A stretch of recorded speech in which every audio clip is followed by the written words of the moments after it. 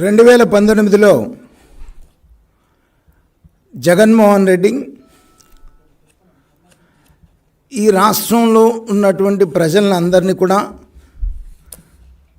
మోసం చేసి అబద్ధ మాటలతో ప్రజల్ని నమ్మించి అధికారంలోకి వచ్చినప్పటి నుంచి కూడా తాను ఏదైతే అవినీతి కేసులో 16 మాసాలు జైల్లో ఉండి క్షుణ్ణంగా బ్రిటిష్ పాలనను గురించి తాను రీసెర్చ్ చేశాడు. రీసెర్చ్ చేసి బయటకు వచ్చి ఎట్లా అయినా 19 ఎన్నికల్లో ప్రజల్ని నమ్మించగలిగితే తన లక్ష్యం ఏదైతే ఉందో భారతదేశంలో అత్యంత ధనికవంతుడు కావాలి అనేటువంటి లక్ష్యాన్ని ముఖ్యమంత్రి అయితే కానీ చేరుకోగలను అనేటువంటిది తన తండ్రి ముఖ్యమంత్రిగా ఉన్నప్పుడు చూశాడు. అలాగే బయటకు వచ్చి జైలు నుంచి బయటకు వచ్చి తల్లి, చెల్లి, బాబాయ్ సపోర్టుతో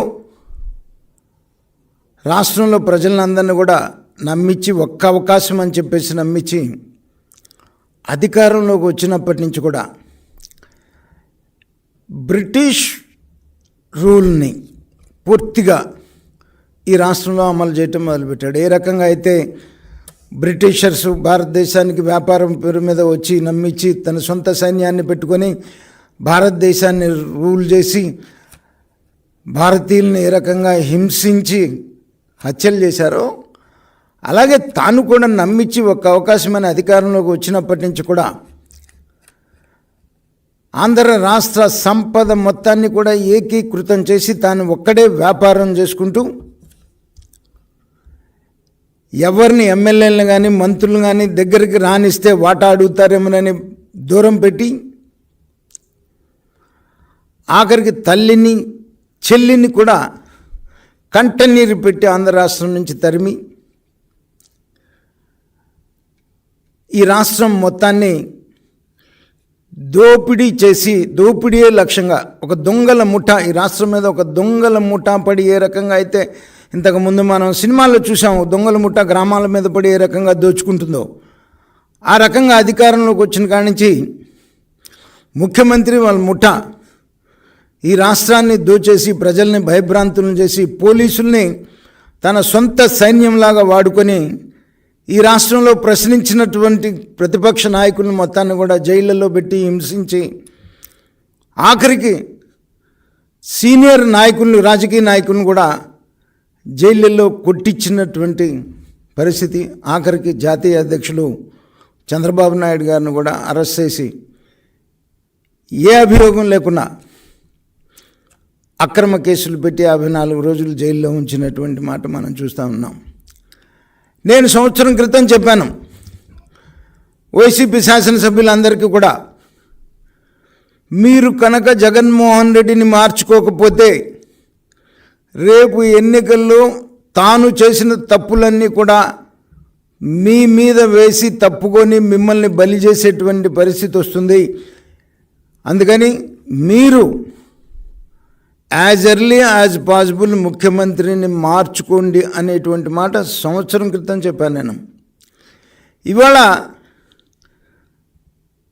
ఎమ్మెల్యేలు పనికిరారు అని ఇక్కడ పనికిరాని చెత్తను తీసుకెళ్ళి ఇంకొక చోట పోసేటువంటి కార్యక్రమం. ఈ చెత్తను మాత్రం ఇంకొకళ్ళు మాత్రం ఎందుకు మోయాలి? ప్రజలంతా అమాయకులా?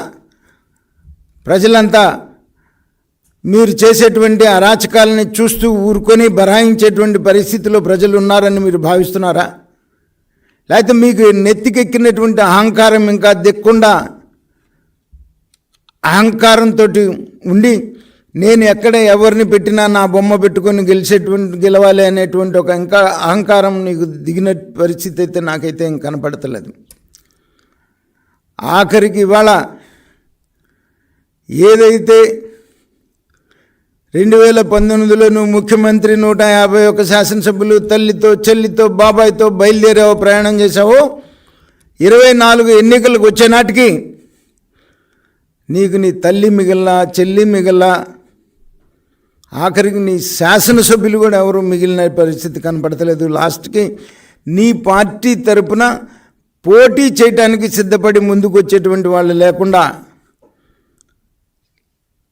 బతిమిలాడుకొని ఒక కుటుంబంలోనే 2, 3 సీట్లు ఇచ్చేటువంటి దుస్థితికి యువజన శ్రామిక రైతు కాంగ్రెస్ పార్టీ ఈరోజు రాష్ట్రంలో దిగజారింది అని అంటే దానికి పూర్తి బాధ్యత జగన్మోహన్ రెడ్డిదే.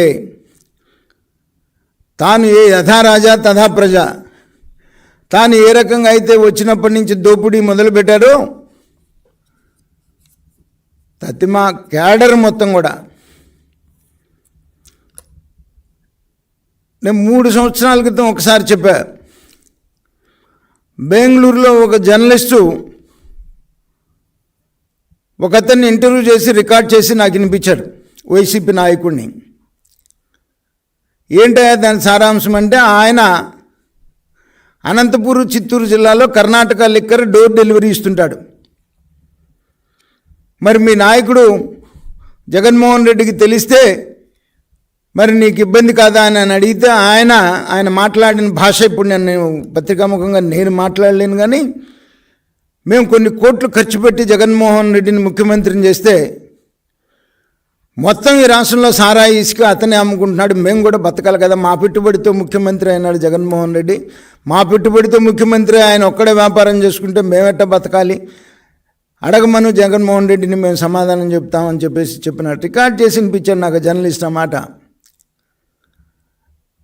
అదే రకంగా ఈ రోజున రాష్ట్రం మొత్తం మీద కూడా నువ్వే రకంగా అయితే దోచుకుంటున్నావు, కింద ప్రజల మీద పడి నీ ముఠా దోచుకోవటం, ఆఖరికి నువ్వు నీ ముఠాని ప్రజలు తిరస్కరించేటువంటి సమయం దగ్గర పడింది.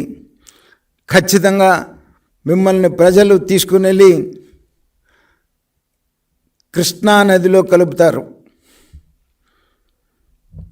రేపు వచ్చేటువంటి ఎన్నికల్లో ప్రజలు తెలుగుదేశం జనసేన కూటమిని ఎప్పుడు ఎన్నికలు జరిగినా ఎన్నుకోవటానికి సిద్ధంగా ఉన్నారు. నీకు ఇక ముందు ఎన్నికల నాటికి పోటీ చేయలేక నువ్వు పోటీ పెట్టిన అభ్యర్థులే పారిపోయేటువంటి పరిస్థితి వస్తుంది, గుర్తుపెట్టుకో జగన్మోహన్ రెడ్డి అని చెప్పేసి నేను హెచ్చరిస్తున్నాను.